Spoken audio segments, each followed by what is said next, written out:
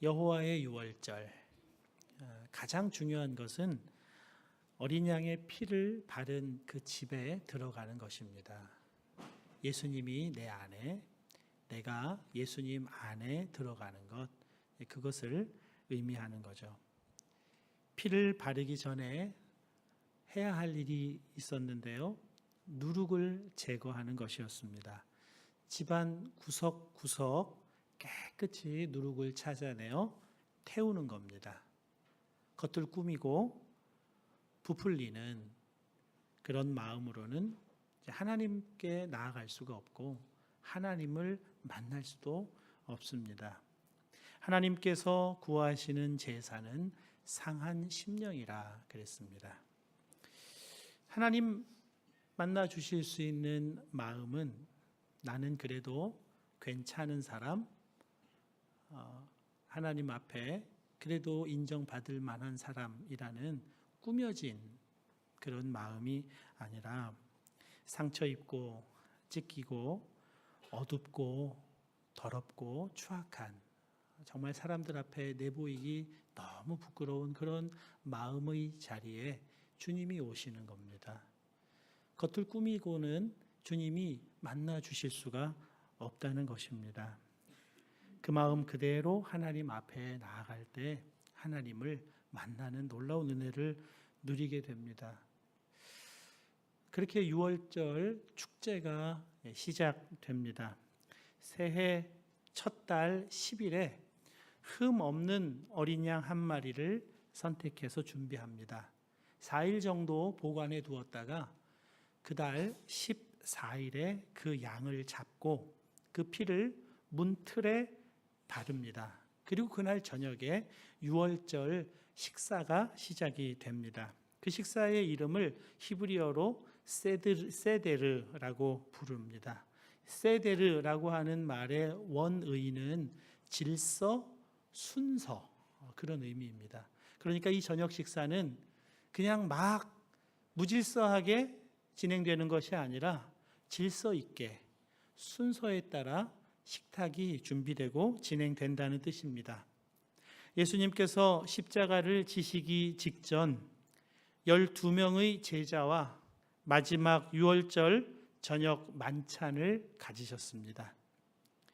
최후의 만찬 하면 누구의 그림이 떠오르세요? 밀라노에서 만나볼 수 있는 그림입니다. 레오나르도 다빈치의 그림이죠. 이 그림이 너무 유명해서요. 보려면 인터넷으로 미리 예매하고 가지 않으면 들어가 볼 수가 없을 정도로 유명합니다. 그림을 한번 띄워주시겠어요? 조금 크게. 네. 인터넷에 있는 거를 가져왔으니까 불법적인 것은 아니라고 생각을 합니다. 그런데 레오나르도 다빈치의 이 최후의 만찬은 예수님 당시의 최후의 만찬 모습을 보여주지는 못합니다. 레오나르도 다빈치가 살던 시대의 식탁의 모습에 예수님과 제자들을 앉혀드린 그런 형국입니다. 저런 식탁의 모양이 아닙니다.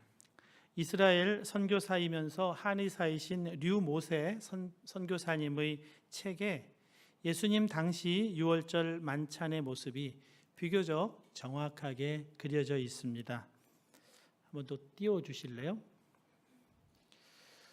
예술성을 논하는 것이 아닙니다. 사실에 가까운 그림을 이야기하는 겁니다. 디귿자를 오른쪽 방향으로 90도 돌린 형태의 식탁 배치입니다.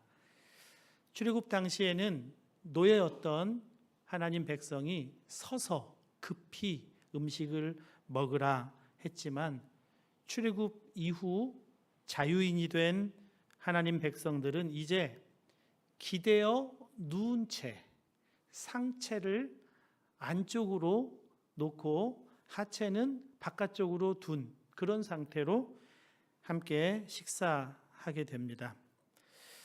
왼쪽 날개 부분이 상석입니다. 그리고 맞은편 오른쪽 날개 맨 아래쪽이 말석입니다.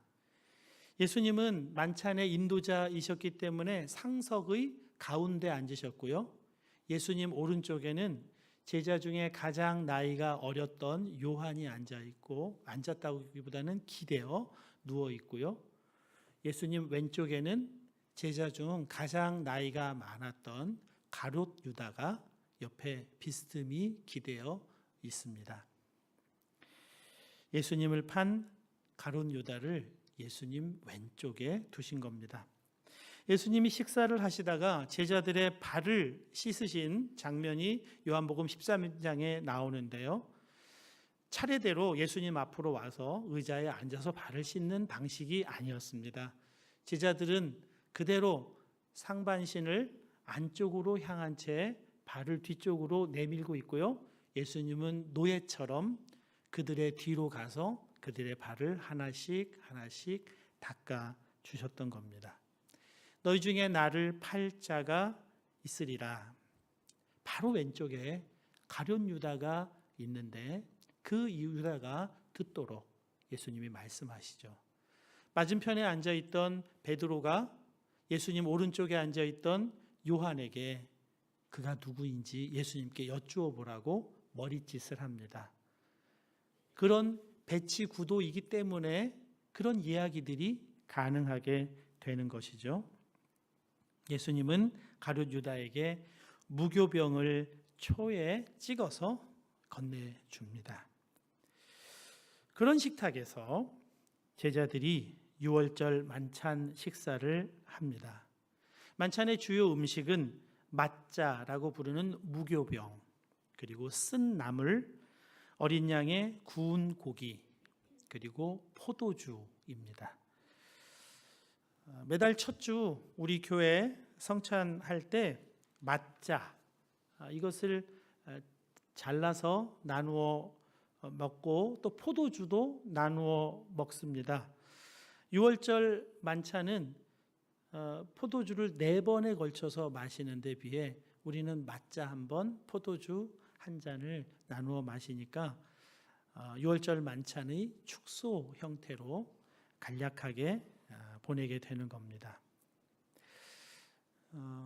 우리 이태리에서 식사할 때 안티파스토, 프리모, 세콘도, 돌체 이렇게 순서로 먹곤 하죠. 만찬이죠. 이 안티파스토와 프리모에 해당하는 유월절 음식이 무교병과 쓴 나물입니다. 두 장의 맛자, 무교병 사이에 쓴 나물을 넣고 그것을 초에 찍어서 먹습니다. 쓴 나물을 먹으라 하시는 이유는 애굽의 고난을 잊어서는 안 된다 하는 것입니다. 애굽의 고난을 기억하라. 쓴 나물의 고난을 피하지 말라 하는 겁니다. 여러분, 우리 인생에 이 고난은 누룩처럼 깨끗하게 없애버리면 좋을 것 같은데 주님은 고난을 잊지 말고 그 고난의 쓴 나물을 먹으라 그렇게 말씀을 하십니다. 유월절 어린 양의 피를 바른 집, 그 안에 들어가 사는 사람, 즉 예수님 내 안에, 내가 예수님 안에 거하는 삶을 살게 된 사람들은 고난의 쓴 나물을 먹으라, 그렇게 먹고 살아라 말씀하시는 겁니다. 임낙경 목사님은 제가 전에 한번 소개해 드린 적이 있습니다. 강원도 오지 산골 마을에 공동체를 설립하여 사회적으로 외면당하는 분들을 모시고 함께 살았습니다. 1970년대에는 결핵 환자들, 결핵이 굉장히 무서운 질병일 때입니다. 그때 그들을 함께 모시고 살았습니다. 80년대 이후에는 지체 부자유, 또 독거 노인분들을 모시고 공동체를 이루어서 삽니다. 주로 몸에 병이 있는 분들을 사랑으로 돌보면서 살다 보니 이 병과 몸의 관계, 또 몸과 음식의 관계에 대한 정말 탁월한 지혜를 얻게 됩니다.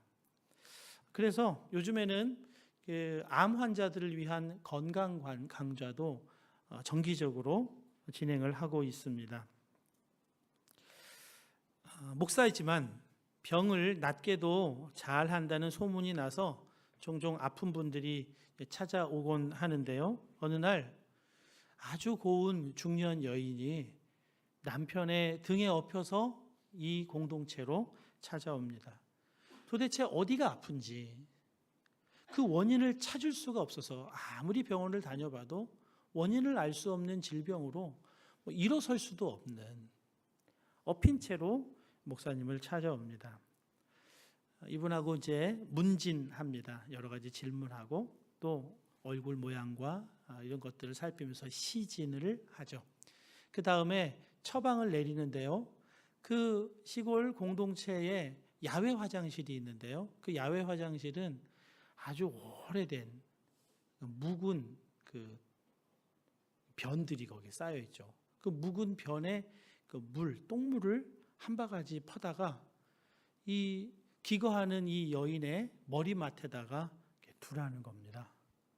하룻밤 그 머리맡에 그 물을 두고 자고 일어났더니 이분이 일어나서 앉아요. 그리고 이틀 밤 자고 일어났더니 그 다음에는 일어섭니다. 3일째 되는 날은 남편 손잡고 집으로 갔다는 거예요. 놀라운 처방이었던 거죠. 진단은 이렇습니다. 그분은 어렸을 때부터 아주 유복한 가정에서 성장했어요. 경제적으로 어려울 게 하나도 없는 그런 가정에서 성장합니다. 손에 흙 하나 묻히지 않고 땀 한 번 흘리지 않고 늘 고운 옷 입고 고운 맛있는 단 음식을 먹으면서 그렇게 성장을 합니다. 남편도 잘 만나서 중소기업 사장을 만나요. 손에 물 한 방울 묻히지 않고 가정생활을 합니다.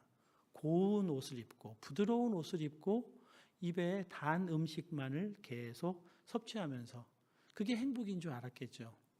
그런데 사람 몸에는 흘도 필요하고 땀도 필요하고 거친 음식도 필요하고 나쁜 냄새도 필요하다는 거예요. 그래야 균형을 이룰 수 있다는 겁니다. 그래서 쓴 음식도 먹어야 된다는 겁니다. 그것이 건강을 지키는 방법이라는 거죠. 그래서 이 똥물 냄새, 나쁜 냄새를 한 번도 맡지 않고 향기로운 냄새만 맡았던 이분이 나쁜 냄새를 3일간 맡고 벌떡 일어났다 하는 거죠. 윌리엄 바클레이 목사님은 하나님께서 스스로 자기 자신에게 하는 질문 3가지를 말씀하셨어요. 어떻게 하면 사람들이 내 일을 알게 될까? 하나님 스스로 하는 질문입니다. 어떻게 하면 사람들이 내 말에 귀를 기울일까? 어떻게 하면 사람들이 나를 사랑하게 될까? 이 3가지 질문에 대해서 하나님이 스스로 답을 하세요. 어떻게 하면 사람들이 내 일을 알까? 하나님이 계시해 보여주셔야 알 수 있다는 겁니다. 사람은 아무리 노력하고 애써도 하나님을 더듬어 찾아 만날 수가 없어요. 하나님이 드러내 보여주셔야 합니다. 어떻게 하면 나를 사랑하게 될까? 하나님이 먼저 사랑하십니다. 아들을 아끼지 않고 내어주시는 그 사랑을 받은 사람은 하나님을 사랑하게 되는 거죠. 어떻게 하면 사람들이 내 말에 귀를 기울일까? 그것 때문에 하나님이 고난을 주신다는 겁니다. 아프게 하신다는 거예요. 사람이 고난당하고 아프지 않으면 하나님을 찾는 법이 없으니까 하나님이 사람들이 하나님의 음성에 귀를 기울이고 하나님을 찾도록 하기 위해 고난을 주신다 하는 것입니다. 고난이 올 때 사람은 드디어 하나님을 찾습니다. 고난 당하는 것을 반겨할 사람은 우리 중에 아무도 없을 겁니다. 저도 역시 마찬가지입니다. 고난이 한번 지나고 나면 그 다음 고난은 이제는 면역이 됐으니까 감당을 해볼 만하다는 생각도 하지만 그건 어리석은 착각이에요. 고난은 올 때마다 힘들어요.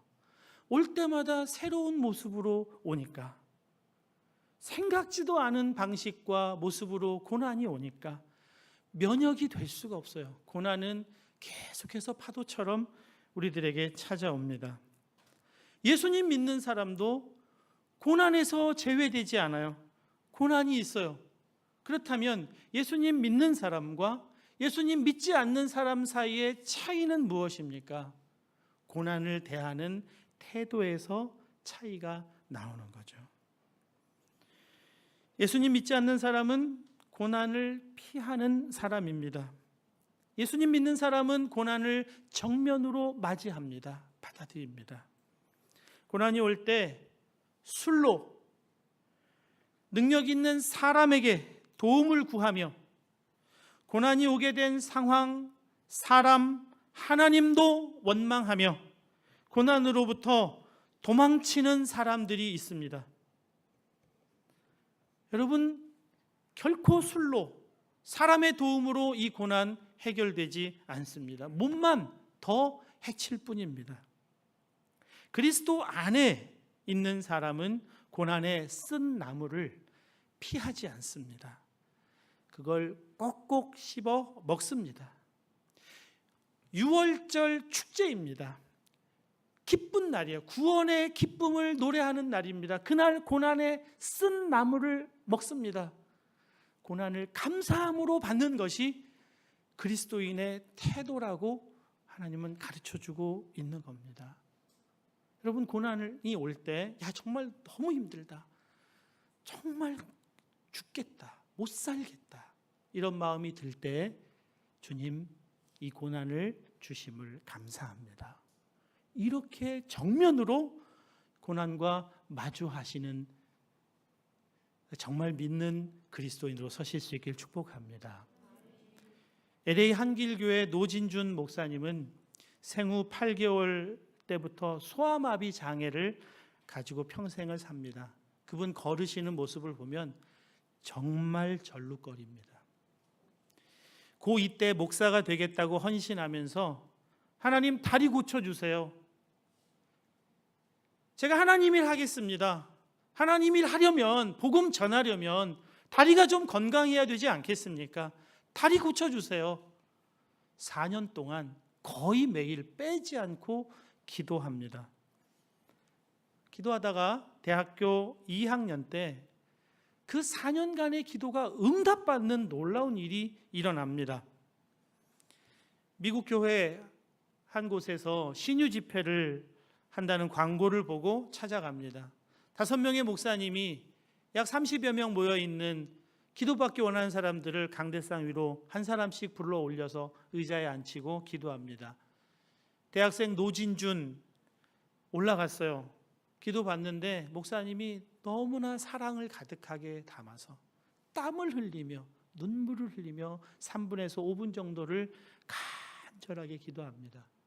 그 기도에 깊은 감동을 받습니다. 그런데 그 기도가 끝나고 한 분의 목사님이 나와서 설교를 하시는데 그 설교 말씀에 속이 확 뒤집어졌어요. 감동이 다 사라져 버렸습니다. 설교의 내용이 무엇이었을까요? 믿음으로 기도하면 모든 병을 낫는다. 믿음의 기도는 모든 병을 낫게 한다는 설교였어요. 그 설교가 이상한 설교입니까? 그러나 노진준 목사님에게는 화가 나는 설교였어요. 4년 동안 기도해 왔는데, 하루도 빼지 않고 기도해 왔는데 내 기도는 믿음이 없는 기도란 말인가? 자기가 믿음이 좋다고 생각하진 않았지만 그래도 믿음으로 기도해 왔다고 지금까지 생각해 왔는데 너무 화가 났어요. 예배 끝나고 그 목사님을 찾아갔습니다. 목사님, 정말 믿음으로 기도하면 모든 병이 다 낫습니까? 목사님이 그럼요. 믿음으로 기도하면 다 낫습니다. 마음속에서 사도 바울을 보세요. 사도 바울은 3번이나 기도했지만 못 나았잖아요. 육체의 가시가 빠지지 않았잖아요. 그럼 사도 바울은 믿음이 없는 기도를 한 사람입니까? 이 얘기가 튀어나오려고 하는데 그 목사님이 먼저 그 얘기를 하셨대요. 사도 바울의 기도를 생각하십시오. 사도 바울은 응답 받았습니까? 못 받았죠. 안 나왔으니까. 목사님은 응답 받았다는 거예요. 나았다는 겁니다. 아니, 안 나았는데요. 하나님이 응답하실 때 내 은혜가 내게 족하도다. 내가 교만에 빠질까 봐 많은 계시를 보아서 내가 교만에 빠질까 봐 육체에 가시를 내가 두었노라. 내 은혜가 내게 족하다. 사도 바울이 그 응답을 듣고 나의 약함이 곧 하나님의 은혜구나. 그걸 받아들이죠. 사도 바울은 더 이상 튼튼한 몸으로 육체의 가시가 빠진 건강한 몸으로 복음 전하고 하나님 나라 일을 해야 한다는 그 생각이 완전히 바뀌어요. 이 가시가 오히려 하나님 나라 일을 위하여 필요한 도구이구나, 수단이구나.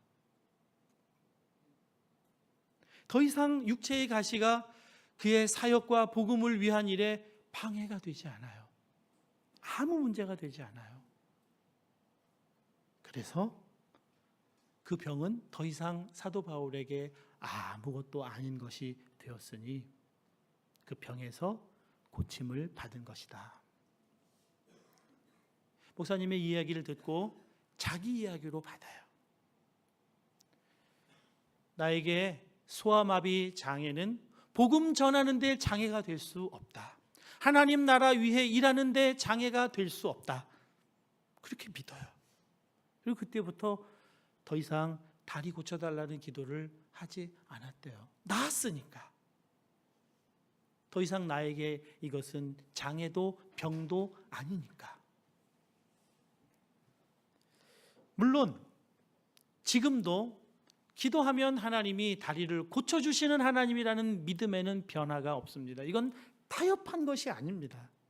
하나님께서 그에게 주신 고난에 대한 분명한 해석과 이해가 있었기에 그는 그 고난을 통해서 일하실 하나님을 선하신 하나님으로, 의로우신 하나님으로, 오르신 하나님으로 믿게 되었기에 더 이상 그거 가지고 씨름하지 않게 되었다는 것입니다.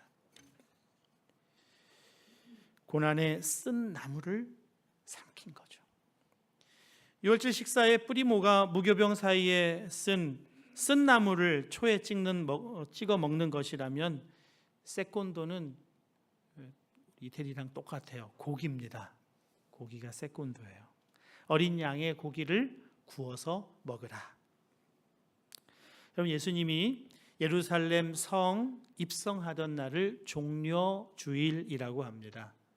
종려나무 가지를 꺾어서 예수님을 환영했다는 거예요. 그날이 유월절 4일 전입니다. 그때 대제사장은 절기의 법대로 흠없는 어린 양 한 마리를 선택해서 성전 안으로 가지고 들어가는 날입니다. 그날이 4일 전에 흠없는 어린 양을 성전 안으로 가지고 들어가서 4일간 보관했다가 14일에 잡아요. 그러니까 예수님이 예루살렘 성으로 입성하던 바로 그날은 어린 양이 선택되어서 죽을 날을 기다리는 그 날이었습니다. 그날 예루살렘 성으로 입성하세요. 바로 예수님 자신이 영원한 유월절의 어린 양이라고 하는 것을 선포하고 계시는 것입니다. 성전에 들어간 예수님이 성전에서 장사하는 사람들을 내쫓습니다. 그때 하셨던 말씀이 무슨 말씀입니까? 내 아버지의 집을 장사하는 집으로 만들지 말라. 내 아버지의 집이라고 해요. 그리고 아버지의 집을 깨끗하게 청소합니다. 마치 누룩을 일주일 전에 깨끗하게 청소하는 유월절 지키는 모습인 거죠. 예수님이 그렇게 유월절을 맞이하게 하십니다. 그리고 유월절 식사를 하시면서 예수님이 하신 말씀이 마가복음 14장 22절에서 24절에 이렇게 나옵니다. 그들이 먹을 때에 예수께서 떡을 가지사 축복하시고 떼어 제자들에게 주시며 이르시되 받으라 이것은 내 몸이니라 하시고 또 잔을 가지사 감사기도 하시고 그들에게 주시니 다 이를 마시매 이르시되 이것은 많은 사람을 위하여 흘리는 나의 피 곧 언약의 피니라. 예수님 자신을 유월절에 먹어야 할 떡과 잔으로 일치시켜 말씀하십니다. 요한복음 6장에는 예수님이 오병이어로 5,000명을 넉넉히 먹이는 놀라운 기적의 이야기가 실려 있습니다. 그 이야기의 시작에 그때가 바로 유월절 무렵이었다고 보고하고 있습니다. 그 기적을 이루시고 유대인들에게 예수님이 하신 말씀이 있습니다. 요한복음 6장 48절입니다. 내가 곧 생명의 떡이니라. 여러분, 어린 양을 먹는다는 것, 예수님을 먹는다는 겁니다. 생명의 떡이요 어린 양이신 예수님을 먹는다. 이 도대체 무슨 말입니까? 초대교회에서는 성찬식을 하는 것을 보고 사람의 살과 사람의 피를 진짜 먹는 줄로 오해했어요. 그래서 어린 아이를 붙들어다가 진짜 어린아이의 살과 피를 먹는다고 그렇게 끔찍하게 생각하고 박해하는 이유 중에 하나였습니다. 그런 의미가 아니죠. 요한복음 1장 1절입니다. 태초에 말씀이 계시니라. 이 말씀은 하나님과 함께 계셨으니 이 말씀은 곧 하나님이시라. 하나님의 아들 예수가 말씀이시라는 거예요. 예수님 사단에게 시험 받으실 때 첫 번째 시험이 돌을 떡이 되게 해서 먹으라는 거였습니다. 그때 하셨던 답변입니다. 사람이 떡으로만 살 것이 아니요 하나님의 입으로부터 나오는 모든 말씀으로 살 것이라. 인간의 육체를 위해서는 떡이 필요하지만 인간의 영혼을 위해서는 살아계신 하나님의 입에서 나오는 말씀을 먹어야 그 영혼이 살고 성장하게 된다는 겁니다. 말씀이 살 길이라고 주님이 말씀하시는 겁니다. 사랑하는 여러분, 유월절 어린 양 예수님의 몸과 피를 먹고 마신다는 것, 유월절 어린 양의 고기를 먹는다는 것은 말씀을 먹는 것을 다르게 표현하고 있는 것입니다. 말씀을 먹는다는 것은 무엇이에요? 말씀을 읽는 것이고 그 말씀을 곰곰이 입으로 씹어서 먹듯이 먹는 거예요. 여러분, 말씀을 읽으면서 그 말씀이 여러분 영혼에 배부름을 가져오는 경험을 하고 계십니까? 말씀을 펴서 읽을 때 그 말씀이 나에게 영혼에 깊은 만족을 주는 경험을 하십니까? 이건 우리에게 하나님이 주신 놀라운 선물이에요. 예수 그리스도 아는 사람들이 결코 빼앗겨서는 안 되는, 결코 함부로 취급해서는 안 되는 너무나 놀라운 생명이고 가치예요. 말씀을 먹는 것은. 말씀을 먹어야 돼요. 여러분, 구약의 시인도 이